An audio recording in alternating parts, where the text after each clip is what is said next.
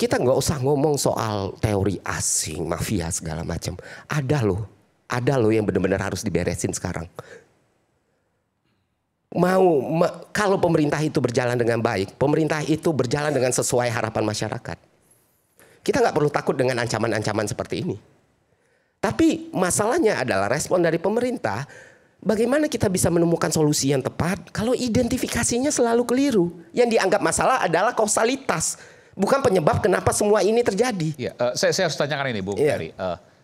Kalau seandainya hal seperti ini, saya ingin menanyakan, Anda tidak mempercayai bahwa ketika ada unjuk rasa maka bisa siapapun menunggangi? Iya. Saya percaya itu bisa terjadi. Tapi Anda tidak percaya dalam konteks ini dilakukan oleh pihak asing misalnya? Kalau kita bicara silogisme bukan berarti tidak bisa. Ya semua pihak bisa. Tapi semua kemungkinan bisa. Semua kemungkinan bisa. Tapi kalau pemerintahnya berjalan dengan baik, ini semua nggak akan terjadi. Identify problemnya tuh bukan kausalitas dari situ. Ya kenapa anggota DPR merespon seperti itu? Kenapa aparat represif? Kenapa kebijakan publik seperti ini? Kenapa ketika daya beli sedang menurun, orang-orang sulit mencari pekerjaan, anggota DPR harus naik tunjangan? Kenapa bukan itu yang dibahas gitu loh? Kenapa yang dibahas selalu adik-adik mahasiswa ini?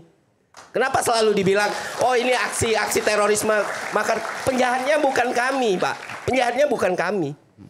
Emang kita nggak mau hidup tenang, hidup damai? Banyak orang yang mau kerja. Betul. Saya sepakat dengan Anda bahwa makanya di awal tadi saya katakan ini bukan soal unjuk rasa. Unjuk rasa nggak ada masalah. Nggak ada masalah. Selesai, titik gitu ya. Yang masalah adalah aksi massa yang brutal. Yang kita yakin itu bukan dari pengunjuk rasa. Itu yang kita bahas hari ini. Oke. Siapa mereka? Itu kan pertanyaannya. Supaya ini kemudian tidak terulang kembali dan bisa diidentifikasi. Kalau kita bertanya siapa mereka, makanya balik lagi. Ketika kita melihat semua, ini masalah nih. Kita ngelihat elephant in the room-nya dulu nih. Sebelum kita ngomong teori, tentu kita udah bosan dengan semua teori konspirasi dan semua cocok logi yang ada kan. Setuju nggak teman-teman? Kita melihat fakta di lapangan dulu nih. Makanya ketika kita berpikir dengan benar, berpikir dengan teknokratik, berpikir dengan akademik, tentu identify the problem dulu, baru ketemu solusi. Jangan langsung jump to conclusion. Oke. Identify problem ini. Nah sekarang kita tarik tanggal 25. Itu kan gampang. Sekarang BIN udah punya semua toolsnya. Sekarang pemerintah punya semua toolsnya. Untuk mencari tahu dari mana sumber api ini mulai, segitu gampangnya. Sebenarnya. Kalau memang diniatkan. Kalau memang butuh bantuan ya kita lakukan. Kita bantu untuk cari tahu. Oke. Iya kan? Ada. Okay. Tapi apakah benar diniatkan untuk mencari tahu? We never know. Ya. Jangan terus berpikir ini serangan eksternal. Siapa tahu dari internal. Sebenarnya apa yang menjadi sebab umum? Sebab umum dari keresahan ini, Bapak Presiden memaklumi. Pernyataan Bapak Presiden menangkap bahwa ada faktor kemiskinan. Ada faktor kesenjangan sosial. Dan Pak Presiden tidak pernah membantah itu.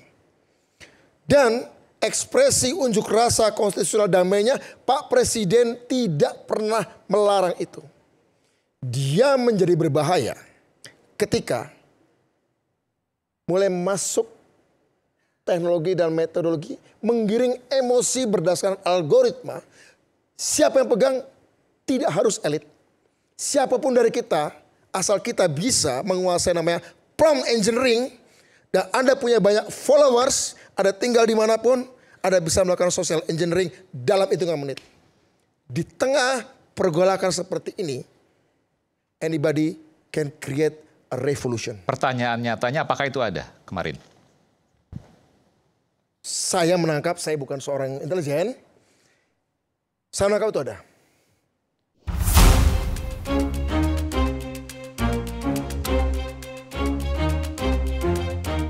Kerusuhan pada unjuk rasa beberapa waktu lalu harus dibayar mahal dengan rusaknya sejumlah fasilitas umum.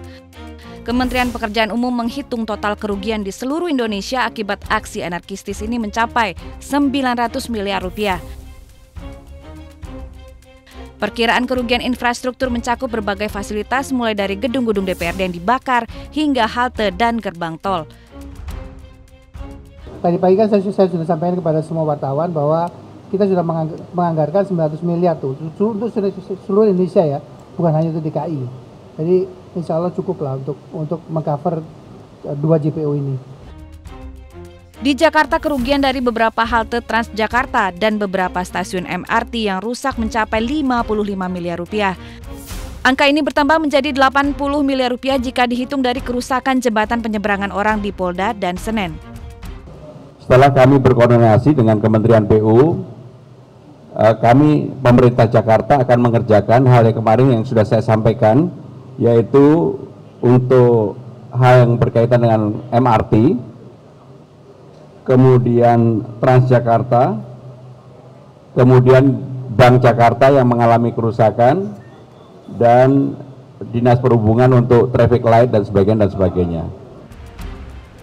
Sementara itu, bila melihat dari tingkat kerusakan, Provinsi Jawa Timur mencatat nilai kerugian tertinggi dibandingkan dengan daerah lain. Kerusakan meliputi diantaranya Gedung Negara Gerahadi yang merupakan cagar budaya dan juga kantor DPRD Kota Kediri. Dari Jakarta, Ade Firmansyah, iNews melaporkan.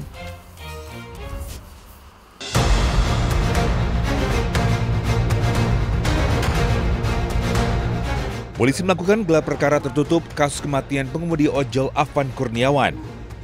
Gelar perkara menghadirkan sejumlah pihak termasuk Komnas HAM dan Kompolnas. Pelanggaran HAM yang terjadi dalam kasus meninggalnya Afan Kurniawan melibatkan 7 anggota BRIMO pada Kamis malam 28 Agustus 2025 yang lalu. Sejumlah berkas perkara telah dilimpahkan ke pihak Baris Krim Polri untuk penyidikan lebih lanjut. Yang pertama adalah di forum tadi memang dibuka bagaimana konstruksi peristiwa, ya, termasuk juga apa yang didapatkan, ya, dalam kerangka persiapan sidang etik. Dan memang tadi, ya, suasananya adalah memang mengarah potensial untuk dituntut pada PTDH. 7 anggota BRIMOB selanjutnya akan dijalani sidang etik. 2 anggota yang termasuk kategori pelanggaran berat disidang terlebih dahulu. Sidang untuk kategori berat pada hari Rabu tanggal 3 September 2025 untuk terduga pelanggar Kompol K.